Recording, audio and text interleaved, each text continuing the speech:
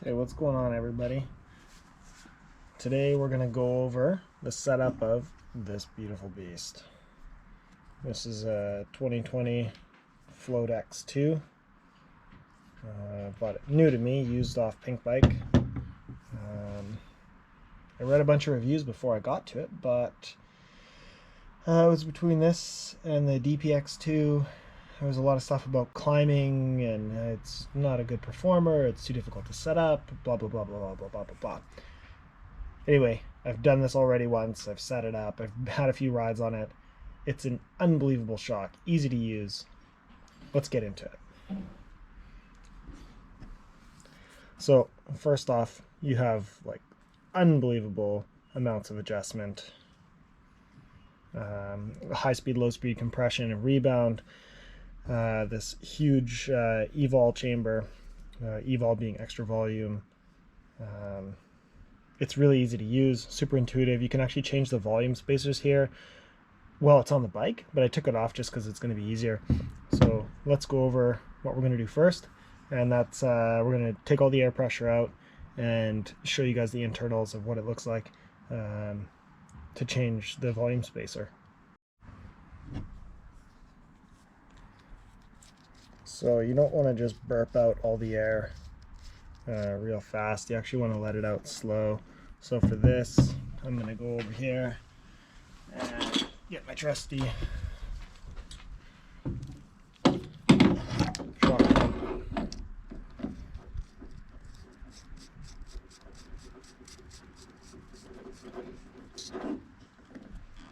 So currently running 200 and I don't know, what is that, 230, 225 psi. Probably needs a little bit more, but let's set this out real slow.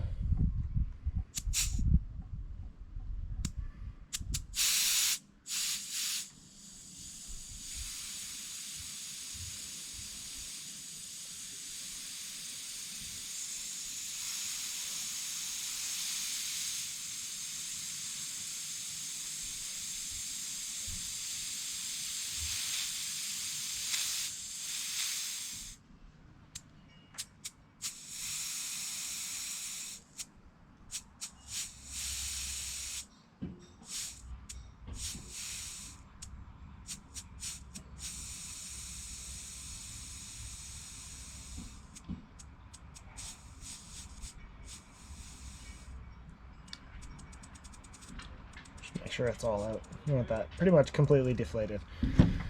So originally I got this shock because the Monarch that came on my my Spartan I had a lot of problems with sticking issues, and anyway, tried to rebuild. Whoa, a little topsy. Let's figure that out before we continue here. Okay, we're back. Probably not as good of an angle, but that's okay. Okay, let's get the little ring off here. So you're going to want to slide this guy all the way around. Well, he wants to come off without it, but slide her all the way around.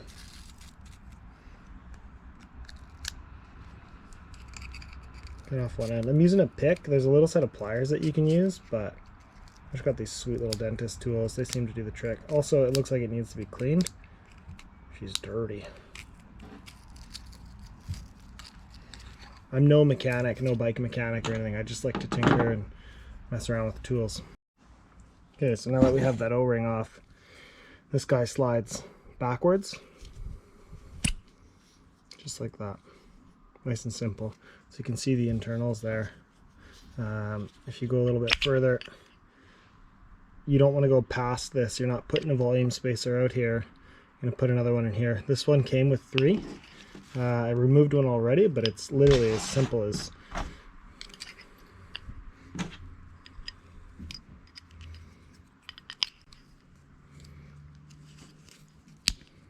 and it's on. Close this guy up, push her back forward, but you got to line up these keys. There's a key here. I don't know if you can see that, but it lines up. I'll show you guys when I put it on. Anyway, to take it off, just like that. Let's push this back on. Careful not to ruin anything, any of the seals or whatever. And you want to line up that key right there. Push, and we're good. Make sure that this O-ring is nice and clean, or this clamp is nice and clean. Snap ring, whatever you want to call it. Slide it over. Push it in place. I like to slide it out of the way so it doesn't just fall off. Not that it would, but there you have it. That's how you just change it out real quick. Like I said, I'm not a very not a bike mechanic or anything. I'm just an average Joe, and I like to mess around with my bike and fiddle and fix and maintain. So it's pretty easy. If I can do it, pretty much anybody can do it, I'm sure. Okay, at this point we're not actually going to put air in the shock itself. We're going to put it on the bike, and then we're going to pump it up to around 250 psi. But I think it's every 50 psi, you have to cycle the shock through 25% or 20% of its travel, just to equalize the air chamber. I'll show you guys how to do that. It's very simple, and I just explained it, so it should be really easy. Let's go over to the bike. It's easier to do this end first because you got to swing the swing arm up. I just like to put it in loose for now. Hand tight.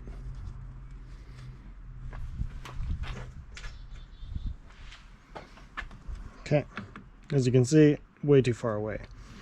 Swing arm up. Whoop.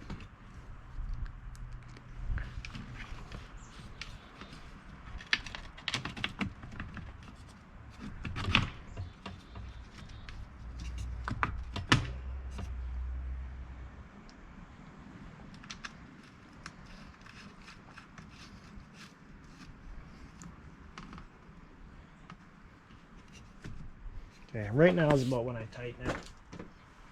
I just use these guys here. Really simple.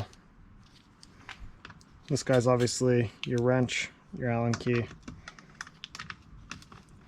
Now, I don't have my torque wrench good and handy, if I can find the words for it. Torque wrench. So I just kind of go good enough. And it works out. I think I'll find the specs later. But gut und tighten, as the Germans say.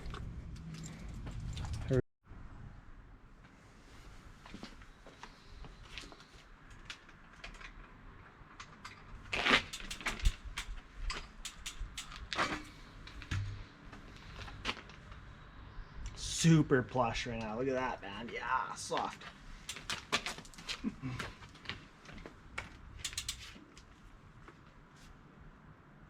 Just the weight of the bike. This heavy beast. No, she's not that heavy. Okay. Let's throw some air in it.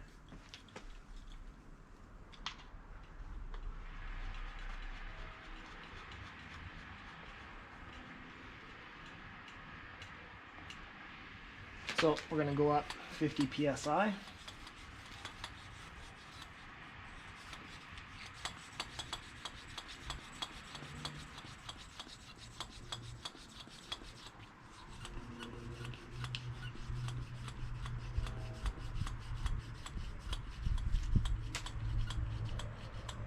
Okay, and we're going to cycle the suspension through 20% of its travel 10 times or so, nice and slow. You don't want to do this too fast.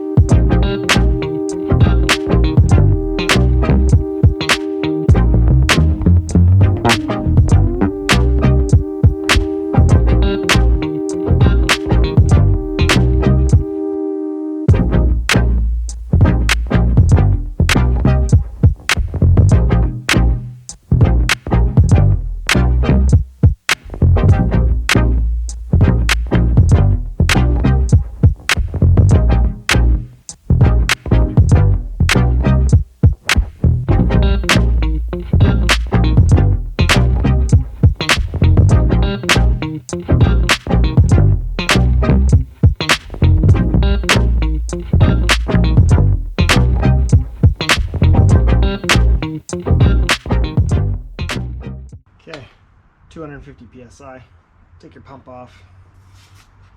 You're going to lose a little bit, maybe 3-4 psi there. That's alright. Alright, now that we've got the right amount of psi in the rear end, let's adjust the high and low speed compression and rebound. So we'll start with this guy.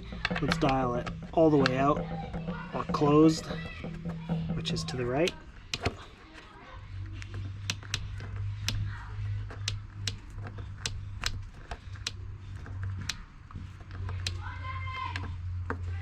Okay, that's that.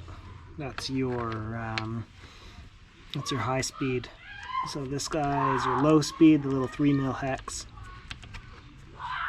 You want everything closed here. Same thing on your rebound. Let's close her up. Oops. And here.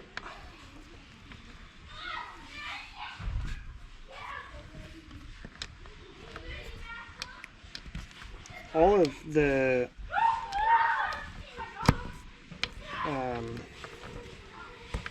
settings are from closed, so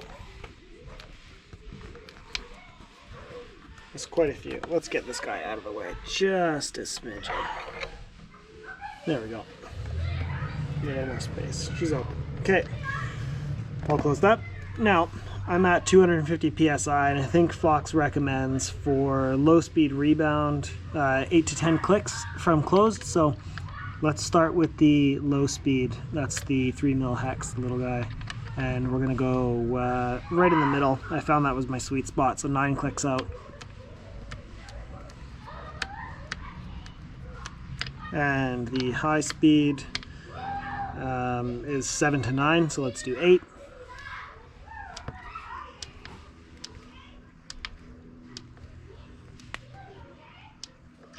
Okay, and then for the low speed compression, we're looking at 10 to 12, so let's do 11. I kind of just like to go in between.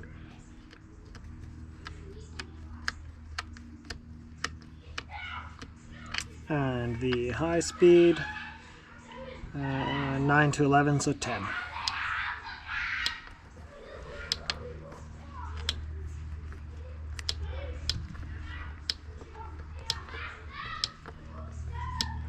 That's pretty much it. I find that Fox's recommended settings are perfect. They give you a bit of a range, 9 to 11, 7 to 9, whatever it is. So somewhere in between those ranges is usually where you're going to find it, especially if you're sitting at 30% sag. So let's go and set our sag. Okay, let's set our sag. O-rings pushed all the way up, and oh, dirty. Let's find yourself on a level surface. Punch yourself on the bike slowly without bouncing up and down. Weight yourself on there. Just shimmy my butt just a little bit. Make sure your suspension's all the way open. I like to shimmy it so it settles in. Get off without bouncing. And we need to be at about 30%. That's it, it's pretty darn close. We could always throw a little more air in there, but this is right at my sweet spot. So we're gonna leave it. Yeah, hope you guys enjoyed this video. Suspension setup for this is actually super easy. It's at about 30%, so beauteous. This is a wonderful shock. It climbs great. It does really well. It definitely tracks amazingly. And yeah, I can't believe I didn't just do this upgrade sooner. Spectacular. Absolutely love it. I definitely highly recommend it. It's great on the climbs. I use the lockout or cheater switch or whatever you guys want to call it, but it's there for a reason, so use it. If you have the feature and you don't use it, then you should have bought the shock without it. That's my thing. Anyway, thanks for watching, guys. I'll catch you on the next one.